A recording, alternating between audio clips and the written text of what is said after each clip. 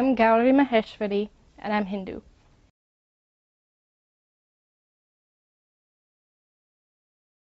I would define religion as the study of the spirit and of how everything came to be.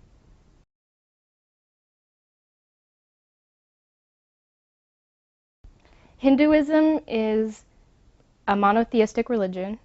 It believes in one God that is all-pervasive, both immanent and transcendent. We believe in karma, which is the universal law of cause and effect. We believe in rebirth, in reincarnation, and eventually, once we have become perfected, we'll achieve moksha, where we'll merge with God. We believe in dharma, which is the necessity of righteous living, of living and seeing God within everybody, and doing our duty to society. We believe that every religion is valid, that the passion within each religion is what's important and not what name they call the God.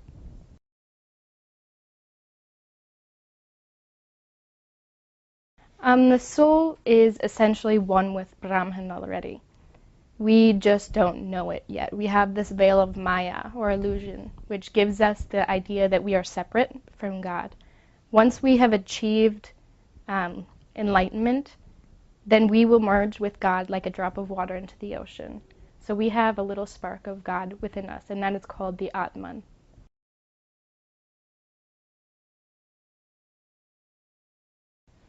We have a lot of sacred texts. We have the Vedas, which are the most important texts. They came from the rishis, or the seers, in ancient India. When they were meditating, they heard the voice of God, and they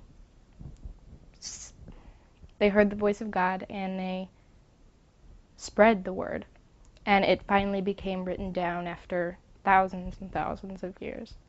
We also have the epics like the Mahabharata, which has the Bhagavad Gita in it. And those capture the essence of what the Vedas are about and bring it to a level that everyone can understand.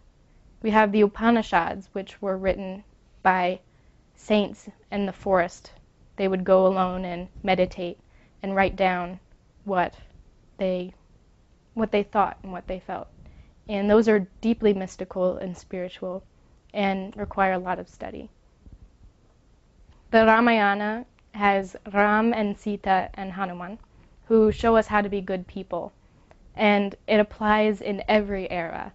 The stories are so universal that whenever we have a problem, we can just look to that text. It's huge, so it will touch on anything that we need to know. And it'll give us guidance on what we should do and how we should behave.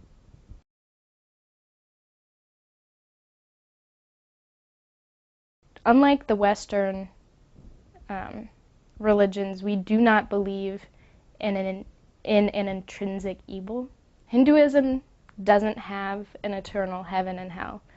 It has states of being where karma is burned off, either good or bad, and we're reborn once it equalizes. Karma can go into your next incarnation or 100 incarnations after that.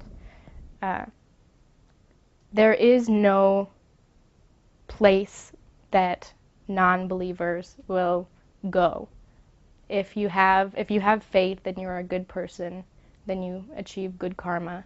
In Western religions, the universe is created once and we will be destroyed once. In Hinduism, the universe is constantly being created, preserved, destroyed, and recreated. There is no heaven or hell. Everyone has one path, and that is towards God. Each person will have different bumps in the path. Some may take more lifetimes to achieve it. But no person, no soul, will be denied oneness with God.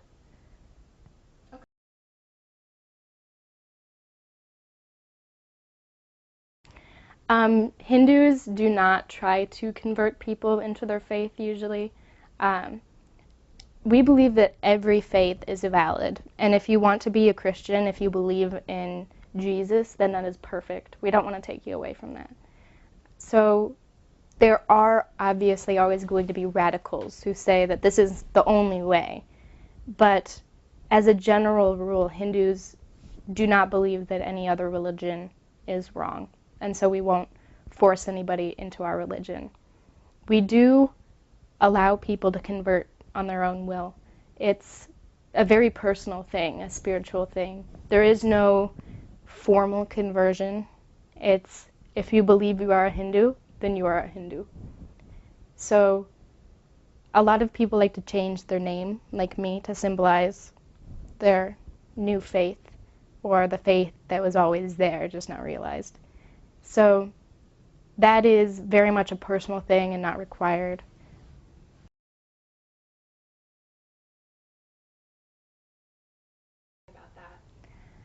Well, I was raised Catholic and I never really connected with it. So I was spiritual for a really long time. And I was reading about all of the different religions to see if I fit into any of them. And once I started reading about Hinduism, my mind just opened. I was like, wow, I believe this. This is amazing. I didn't think anybody else really believed what I believed. So I kept reading and reading and reading. And after about a year or two, I decided to go to temple. It was really scary because, I didn't know what to expect. But everyone there was so nice, and I've been going ever since. It's nice to have a place where you have a community that is so similar to you in such important ways, like what you believe in. Just to worship with people, it brings a new level to spirituality. There's one thing to do puja at home, but to do it with such passion, around other people with such passion, there's nothing quite like it.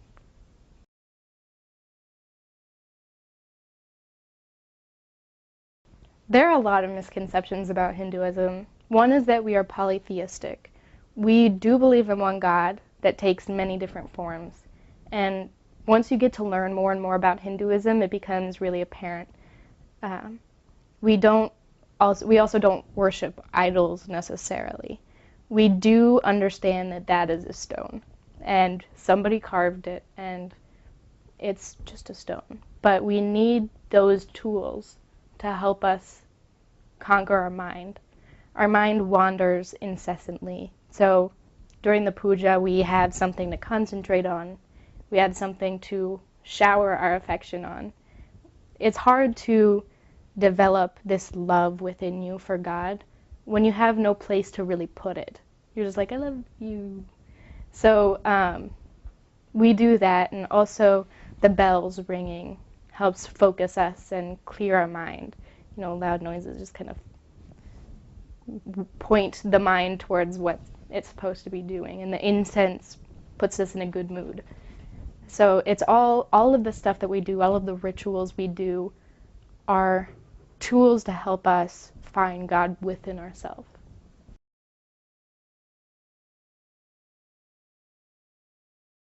It's all about oneness, all about being part of that supreme Brahman and realizing that both within yourself and within others. And by doing that, everything else will fall into place. If you see God within everything, you'll act right. You'll do the things that you need to do.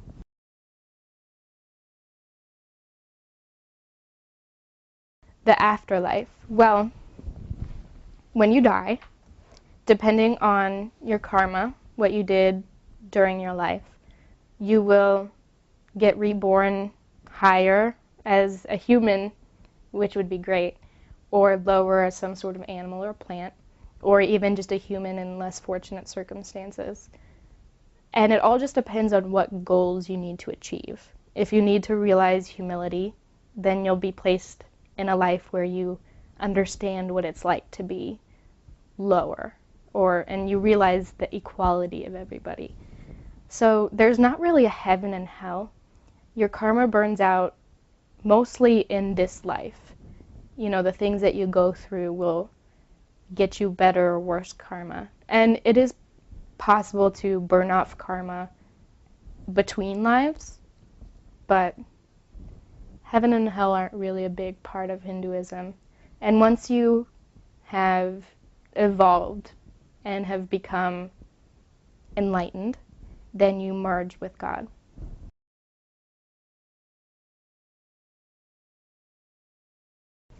Well, Hinduism is very much a way of life rather than just a religion.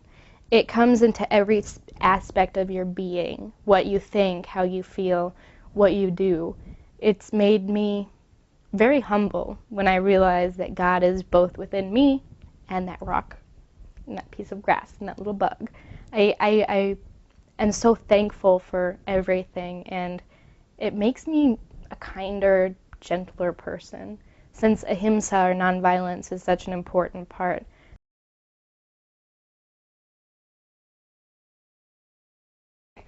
So the main deities in Hinduism are Brahma, Vishnu, and Shiva. Brahma is the creator, Vishnu the sustainer, and Shiva the destroyer, dissolutioner. They all have their counterparts, which are the feminine, powerful aspects, namely Saraswati, Lakshmi, and Parvati. And those are the most well-known Hindu gods. But there are also really important ones that aren't. But there are also other ones that are important as well. Ganesha is extremely important in every Hindu's life, as he removes the obstacles for worship, for becoming a better person, for evolution. He is that connection that we have to God. Krishna and Rama and the other incarnations of Vishnu remind us what it is to be a good person. So it's not just anthropomorphic Vishnu out there somewhere. It's a concrete idea and an ideal that we can emulate in our lives. The planets are also really important in a lot of Hindus' lives, as they are believed to have a direct influence on our daily experiences. So worshiping the planets and the massive amounts of energy that they are is important.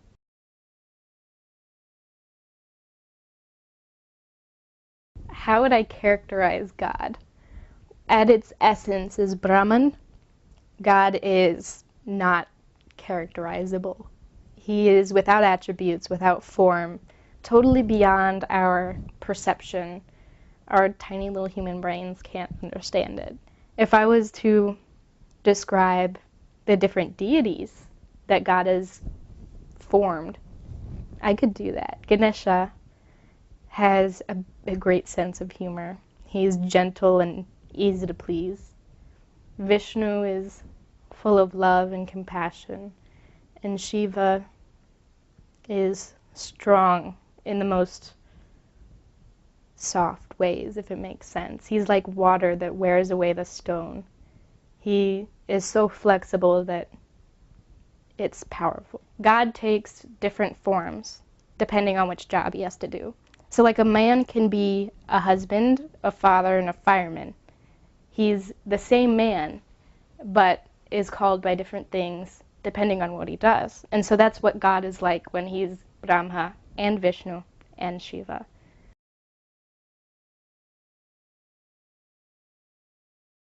Why do I believe in God? I've never really given it thought about why. I feel it's kind of self-evident to me. And I know to a lot of people it isn't rational, but in my mind it makes total sense how nothing could become something, how all this science forms what we are, how little atoms stick together and form you and me. And everything I see and experience and learn just solidifies that belief that there's something. Now, why Hinduism? I could be wrong. I could definitely be wrong. But it connects with me, and I just believe it. There's something unexplainable about that connection with you and God.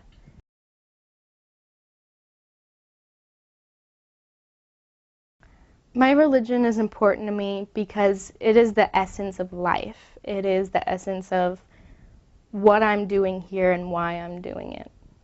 It gives me purpose in what I accomplish, whether it's something little like getting a good grade on my test or something big as in like changing the world in some sort of way.